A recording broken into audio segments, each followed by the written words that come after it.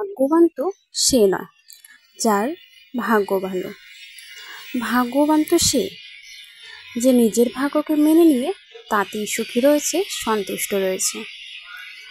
নমস্কার বন্ধুরা, আমি রিয়া। আমার একটি নতুন ব্লগ ভিডিওতে তোমাদের সবাইকে জানাই অনেক অনেক স্বাগত। আজকে হলো মঙ্গলবার। আজকে আমি এখনো পর্যন্ত আমার বাপের বাড়িতেই রয়েছি। আর আজকে ভাবলাম যে আমাদের যে রান্নাঘর রয়েছে সেটা একটু পরিষ্কার পরিচ্ছন্ন করা যাক, তার সাথে রান্নাঘরের ট্যুরটাও তোমাদের সাথে শেয়ার করি। সম্পূর্ণ ভিডিওর সাথে জুড়ে থেকো। যদি ভালো লাগে একটি লাইক করে দিও, কমেন্ট করে জানিও ভিডিওটা কেমন হয়েছে। তো প্রথমেই আমি কি করলাম, তোমাদের পুরো ঘরটা যেভাবে এলোমেলো হয়ে রয়েছে সেটাই আগে দেখিয়ে নিলাম। এখন রান্নাঘরের যত জিনিস রয়েছে আমি সব কিছু নামিয়ে নেব, কারণ প্রত্যেকটা জিনিস যদি আমি বাইরে না নিয়ে আসি তাহলে ঘরটা পরিষ্কার করতে বেশ মুশকিল হবে। একটা কথা যদি আমরা বিশ্বাস করি তাহলে কিন্তু দেখা যায় ভাগ্য কিন্তু একা একাই ভালো হয়ে আসে না, অনেক কঠোর পরিশ্রম করতে হয়। পরিশ্রমের মাধ্যমে ভাগ্য পরিবর্তন হয়।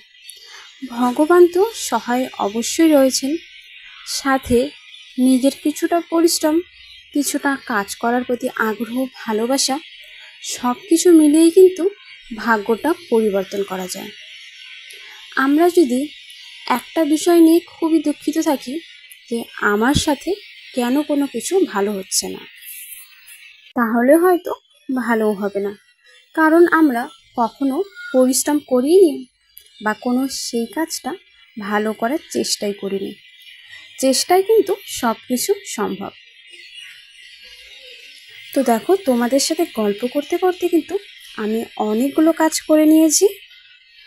যতগুলো মশলার কটা ছিল সবগুলো বাইরে নিয়ে এলাম, আর এর মধ্যে যেহেতু মশলা রয়েছে তাই আর কি জল দিয়ে পরিষ্কার করলাম না, না হলে তো মশলাগুলো খারাপ হয়ে যেত।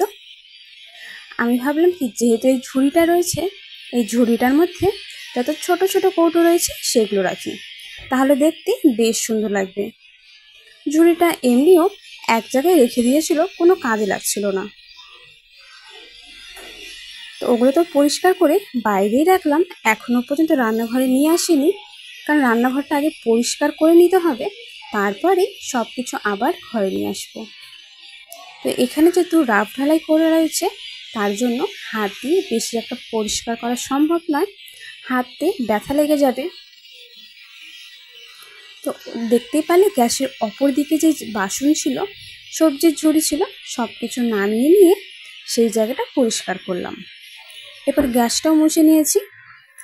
আর গ্যাসের পেছনে একটা বড় বোর্ড দেওয়া হয়েছে, কারণ রান্না করতে গেলে কিন্তু অনেক তেল মশলা ছিটে ছিটে যাবে, তার কারণে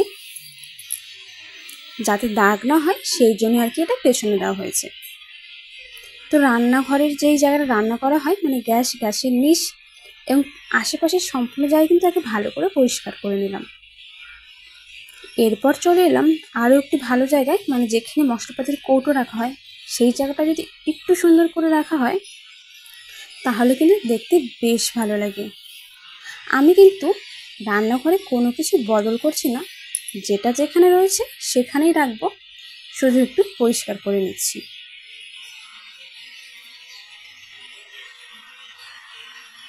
তো যত জিনিস আমি বাইরে বের করেছিলাম সব কিছু দেখো রান্নাঘরের সামনেই রেখেছি, একদম এলোমেলো হয়ে রয়েছে। আর অনেকগুলো চায়ের কাপ আর ছোট ছোট অনেক জিনিস দেখতে পাচ্ছ, প্লেট, সেগুলো কিন্তু ধোয়া হয়নি। তো আমি ভাবলাম অনেক দিন ধরে যেহেতু এক জায়গায় রয়েছে এগুলো কিন্তু ব্যবহার করা যাবে, সব কিছুই ভালো, তো আজকে পরিষ্কার করে রাখি, যখন মা ব্যবহার করার মনে হবে ব্যবহার করতে পারবে।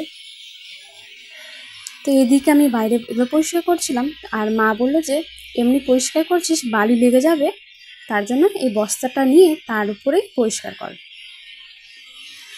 আর ধুয়ে এখানেই রাখবো, কারণ জলগুলো শুকাবে তারপরে রাখতে হবে, নাহলে কিন্তু আর সব কিছু খারাপ হয়ে যাবে, দাগ লেগে যাবে, এত খাটুনি করা আমার নষ্ট হয়ে যাবে।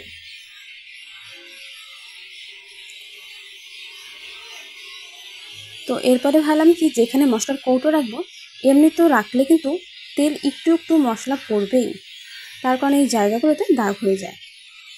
তো একটা প্লাস্টিক পেতে নিয়েছি, যাতে যে কোনো মশলাই পড়ুক না কেন দাগটা সেই প্লাস্টিকেই থাকবে, নিচে কোনো দাগ লাগবে না। তো একদিক আমি আলাদা আলাদাভাবে রেখেছি, যেদিকে সব বড় বড় কৌটো, আটার কৌটো, লঙ্কা, মুড়ি যত কিছু রয়েছে একদিকে রেখেছি, আর যত ছোট ছোট কৌটোগুলো রয়েছে যে এগুলো একটা ঝুড়ির মধ্যে রেখেছি। দেখো প্রথমে যেগুলো এলোমেলো ছিল তার থেকে কিন্তু এইভাবে গুছিয়ে রাখাটাই বেশি সুন্দর লাগছে। একটু পরিবর্তন কিন্তু সব কিছু সুন্দর দেখায়। কোনো জিনিস কি তোমাদের কাছে বা আমার কাছেই বলি না কেন, জিনিসটা যে অনেক দামি হবে, অনেক সুন্দর হবে তেমন কোনো ব্যাপার নেই। শুধু একটু নিজের ইচ্ছে মতো, নিজের মনের মতন গুছিয়ে রাখলেই কিন্তু দেখতে ভালো লাগে। আগের তুলনায় কিন্তু এখন বেশ ভালো লাগছে। তোমাদের যদি সামান্য ভালো লাগে তাহলে আমাকে জানিও। তো এইদিকে যে বাসনগুলো ছিল এগুলো আমি আলাদা করে আর ধুইনি, কারণ সব কিছু ধোয়াই ছিল। শুধুমাত্র এই কাঁসার থালা আর ফাইবারের যে থালাগুলো ছিল সেগুলো ময়লা ছিল, তো সেগুলোই খালি ধুয়ে নিলাম। আর যাতে জলটা ঝরে যায় তার জন্য এইভাবে উঁচু করে রেখে দিলাম। আর উপরের দিকে রাখলে জানো তো জিনিসগুলো ভালো থাকে, নিচের দিকে ধুলোবালিতে পড়তেই থাকে। এখন দেখো জায়গাটা কতটা সুন্দর লাগছে। আর এদিকে সবজির ঝুড়িগুলো যেগুলো ছিল আমি আর আলাদা করে কোনো কিছু করিনি, যেরকম ছিল সেইভাবেই রাখছি, কারণ সব কিছু আগে থেকে গোছানোই ছিল। কিন্তু প্রত্যেকটা জিনিস ঢেকে রাখতে হবে, কারণ এখানে ইঁদুরের অনেক উৎপাত রয়েছে, সব জিনিস নিয়ে চলে যাবে, তাই সব কিছু ঢাকা দিয়ে রাখবো। আর একদম সর্বশেষ যেটা, সেটা হলো নিচের দিকে, এদিকে হাঁড়ি আর যে তরকারি রান্না করা হয়েছিল সেগুলো রাখলাম। তো চলো তোমরা একবার ফাইনাল লুকটা দেখে নাও। আশা করি তোমাদের ভালো লাগবে শেষ পর্যন্ত যারা রয়েছে।